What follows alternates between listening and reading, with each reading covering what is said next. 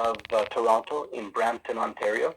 It is on 10.22 acres of land. It is on one complete underground parking, which is 2 levels, 1,807 parking stalls, and on the surface is 120 parking stalls. The building in the front is a 15,000 square foot retail commercial. The tall building just to the left is a 257 unit multifamily purpose-built rental, with the first floor being 8-story. That is towards the front.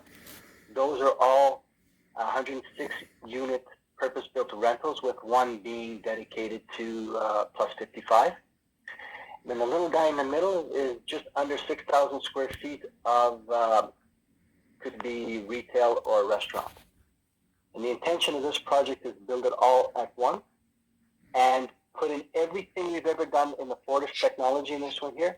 That is speed of construction, the fact that the entire site is digitally monitored from the utilities for the management system, fully energy efficient.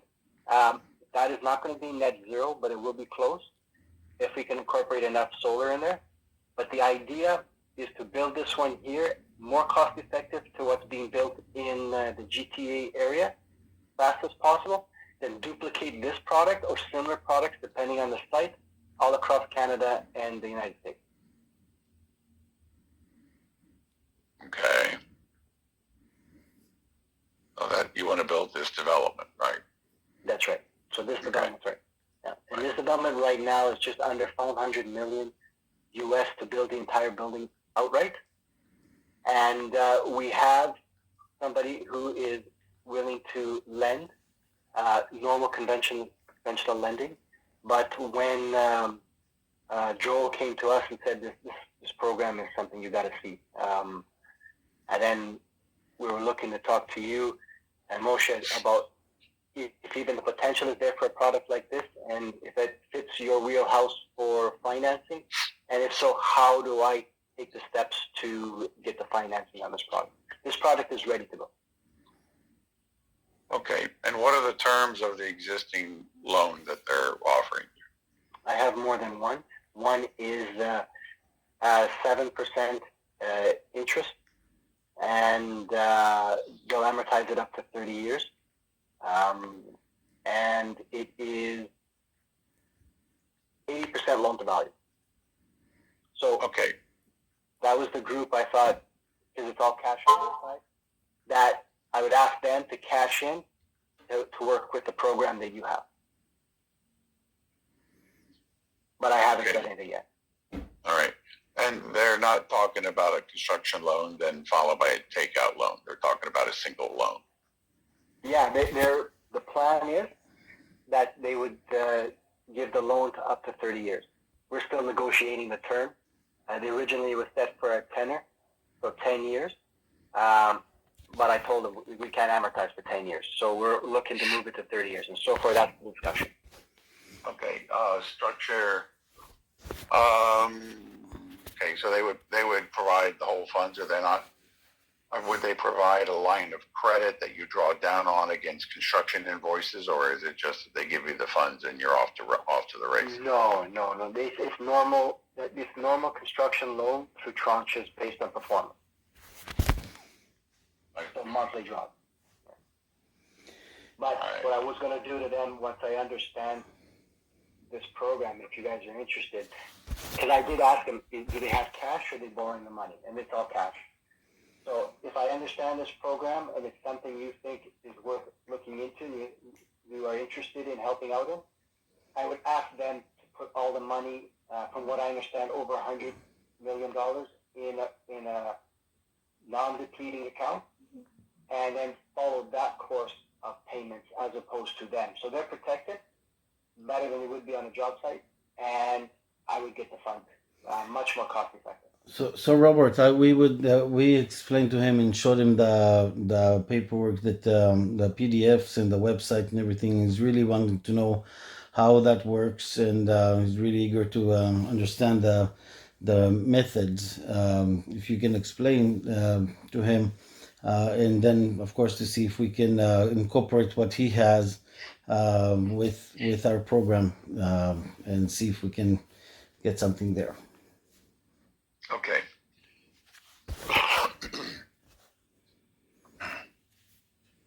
Basically, here's the deal. Albion has over $340 billion of assets under management, mostly cash.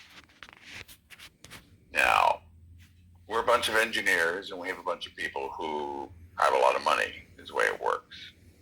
So if you could imagine the interest you can earn on, say, 8-10% on $300+ billion a month, you know, you're talking $1 billion or $2 billion, just general figures. So this cluster of assets, rather than being given away to foundations or being given away to charities and things like that, where you kind of lose control over it, and sometimes you find out that the funds are being spent in ways they weren't supposed to be. It's much easier to aggregate the funds, turn around and make deals with some very large financial entities and negotiate for somewhat above average interest on deposits. You know, your retail banks may offer you 1% or something like that. But when you get above a certain size, you can negotiate. 8-10% is possible once you get into the hundreds of millions. All right. So what we do is we've assembled these funds over years. They are under our management. So we take the interest that comes off of them. Taxes get paid. The owners of the funds take some money for their trouble. And then we're allowed to deploy those funds on an equity basis.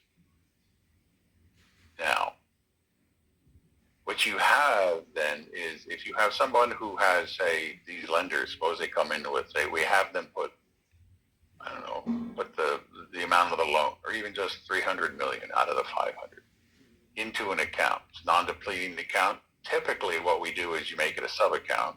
You put those under our management, but the funds can't go anywhere. They just sit there. We'll turn around and fund the entire project from the cash flow that we're generating. But we don't do it for nothing as far as that goes. I mean, you end up with some equity position in it. We generally take about 30%, but you get all the money for 30%. And we'll make sure that the other loan gets paid off, whatever interest charges and points and everything else, they get paid. In fact, they can get paid, you know, you can pay them whatever their interest rate is on a monthly basis, starting from the beginning. So they put the money in a bank. We lock it up, preferably as a sub-account under with Albion's name on it, but it can't be moved, can't be tapped. And then we'll turn around and fund the entire project. When everything's done, they get their money, they get their interest. You can pay them up. You know, you can adjust the interest and the payout so that they're very comfortable getting paid off early. They don't need to go 30 years. And then you have a 30% partner in the deal for 100% of the funds. As far as we're concerned, you know, that's it. You know, you guys run it. You're in charge of it. We don't want to sit there and cause any problems. We're just a silent partner, if you will, behind it. So you own 70-30 in exchange for all the money. It's what it comes down to at the end of the day. But when you say for all the money, there's no payback on the money? That's right. It's pure equity, no loans, no interest, nothing. When you're done construction, it's paid for as you go. So the loan company puts up what we would call the skin in the game, seed capital is the way to look at it. The terms of how it's structured on our end is such that you can't just show up with somebody who has nothing. It's too easy to have people throw things to the door when they haven't done any homework. You'd be surprised how many people come in with an envelope saying, oh, all I need is $5 billion and I can build a spaceship and go to the next star or something like that, the crazy things. And we'll say we're willing to give that a shot if you can show that you've convinced somebody else to put up $100 million or $200 million just on deposit, you know, and it's kind of a due diligence thing because if we don't really have to go terribly deep into all the details and spend hours going over your spreadsheets and estimations and project out the increasing costs because of inflation and supply chain issues and so forth, and validate things. All we need to do is, if some other lender is willing to do that, it makes it simpler on our end because they'll put the money into a bank account and get paid for it and not risk their funds. Then essentially they've done the due diligence because they're willing to put a couple $100 million or $400 million into a bank account for your project. At the same token, we also know that prices can climb, there could be issues and so forth. So if it's a $500 million budget and it turns out to be 527, well, okay, fine. We go another month or two and we provide another 527.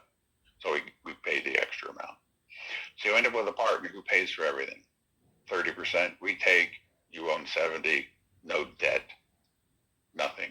And you run the program, you run the project. All right. So all we ask is, let us know. We just return it. They put it into an account, kind of like a deposit. They could look at it as a CD for the duration of the project. They can put the money in. We recommend they pick an interest rate. If they want 12% interest or something, we'll pay them 3% a quarter. So let's suppose they put just, 200 million for an easy number. Probably you want over half of the money, preferably something like you say 80%, right? So they would put 400 million into a bank account. They would earn 1% a month. So they're getting $4 million a month.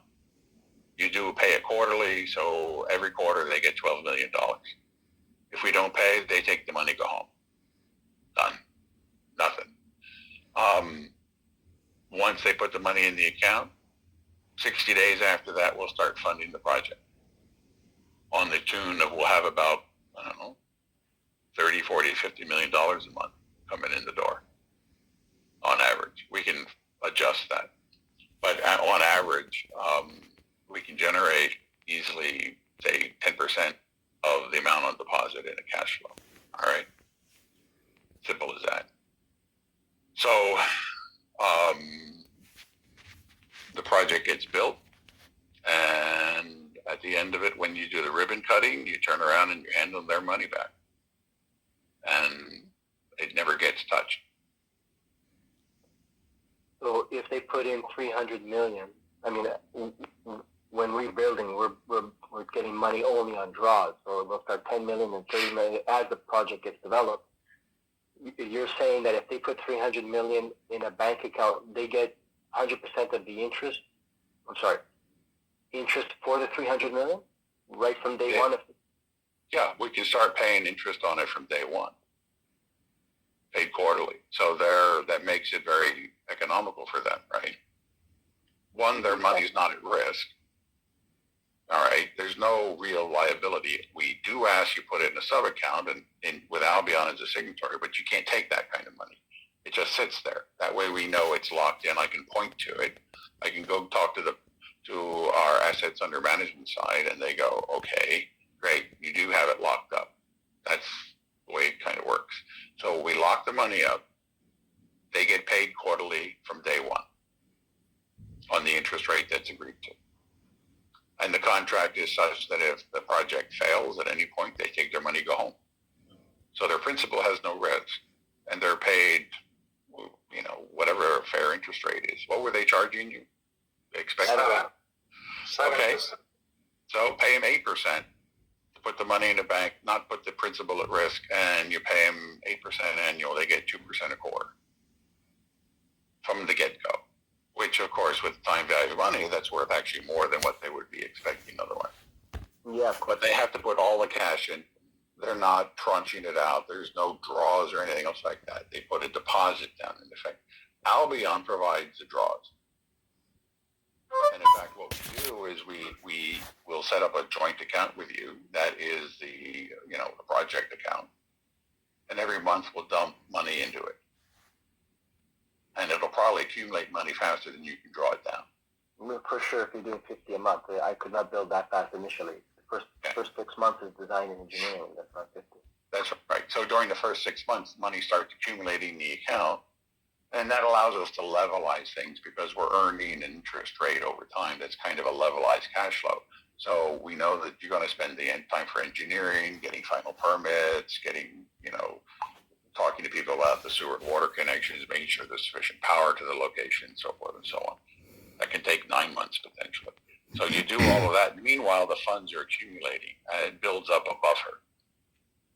And then we just keep throwing it in there. And if we structure the numbers right, we just look at it. We look at what the cash flow is. You shouldn't have any issue, building out based on the monthly deposits that go into that account. So you just draw from the account. The only thing we're going to do is we're going to do two things.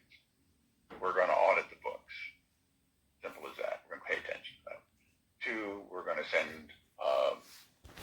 send around. We're going to conduct tests. We're going to take samples of the concrete. We're going to take samples of the rebar. We're going to send our own inspectors around to make sure it's being built correctly. Part of the deal. So it's that Reaganized idea of trust but verify.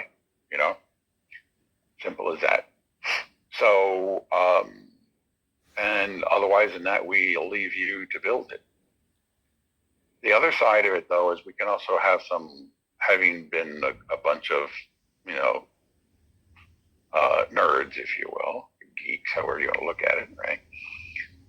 We have access to a few other bits of interesting technology. We know we can get a hold of a patented fastener that's designed for holding these kind of things together. When you had some issues with screwing together and so forth, sheet metal screws aren't as good as this other thing. So this is the patented fastener. We'd be happy to introduce that to the idea. It may improve your connectivities on things. The other thing is we have a substance that's non-toxic organic, but it prevents combustion below 3,000 degrees.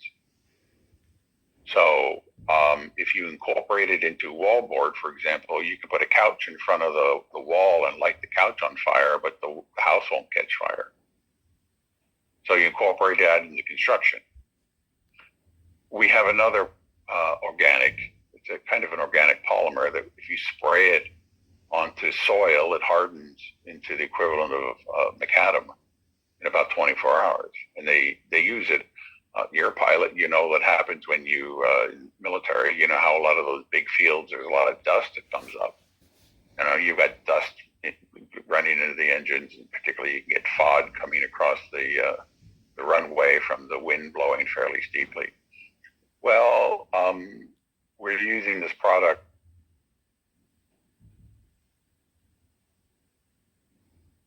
on the surface of the dry dirt that's out there between the runways, and there's no dust. Everything gets locked down, that kind of thing. It turns out, so you can use that. It becomes essentially also waterproof. So if you do require basements or particular underground parking, you incorporate it into the concrete that's around the underground structure, and the concrete becomes waterproof. So rebar doesn't rust anymore. There's any capillary action drawing the water into the concrete the way it normally does. As you know, rebar rusting over time is the biggest issue you run into with the longevity of concrete walls, right? Well, if you mix this stuff in when you pour it, the concrete doesn't allow passage of any liquid whatsoever.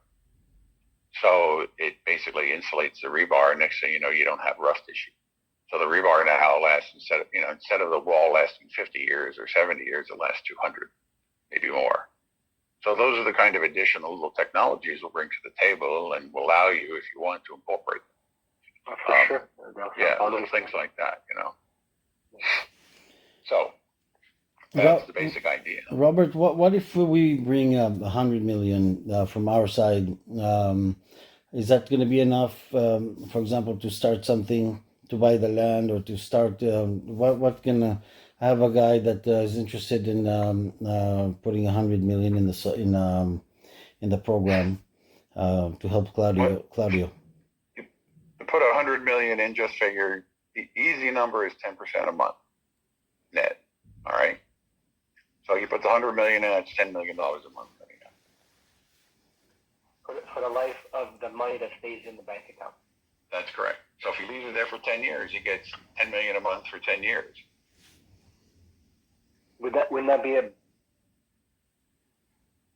better? Like, as much as I want to build as fast as possible, I know I'm not spending $50 million a month within the first 6 months easily. Not until the concrete gets going. And then I'm pretty sure I'll be having more than one crew on site to even come close to that.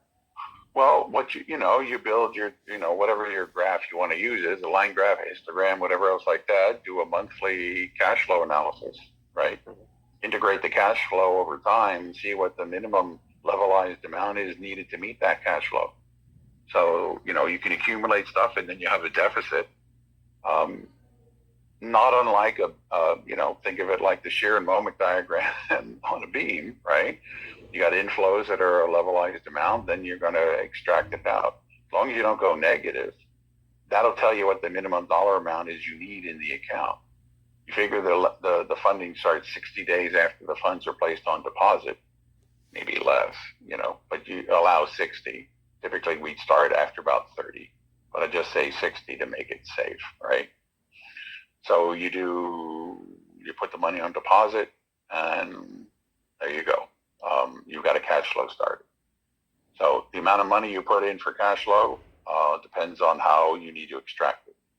So like I say, 500 million over how long is the construction period for this? 2 years? 2.5? 3 years. 3 years. Okay. I was hoping, because you said it was prefab kind of thing. So 3 years, 500 million over 3. Huh? Yeah. The parkade is 780,000 square feet. That's the slow part. Okay. So you have 3 years of construction. You're probably going to have, you're nominally going to use, like you say, you might only spend, 10 or 15 million, $20 million during the first 6 months, right? Something like that. But after that, you're going to start ramping up, and it'll be increasing. So it may be only 200 million, or maybe 278 million. It just depends on how the numbers work out. You always want to round up if you can, obviously, so you have some additional capital. Also, depending upon who it is, if you have an individual who's going to put it in there, they're going to get paid, so you pay them the interest the same way we taught, right? So you say you want to give them 12%, something like that, so they get 3% a quarter, that kind of thing. How would I know which percent? Like, who dictates the rate of the interest rate? You do. Really? You can negotiate. Now, the thing is, if you're getting 10% a month and you give them 1, that means 9's left over. Got times, yeah. Okay. Yeah. That makes sense. Yeah. Okay. Now, the other part of it means that when the construction's complete, right? Suppose somebody put, argument's sake, half the money, 250 million, right? So there's 25 million a month coming out, which might actually be a number that will allow for construction over 3 years, right? So technically speaking, you'd be generating $750 million over 3 years, right? Plus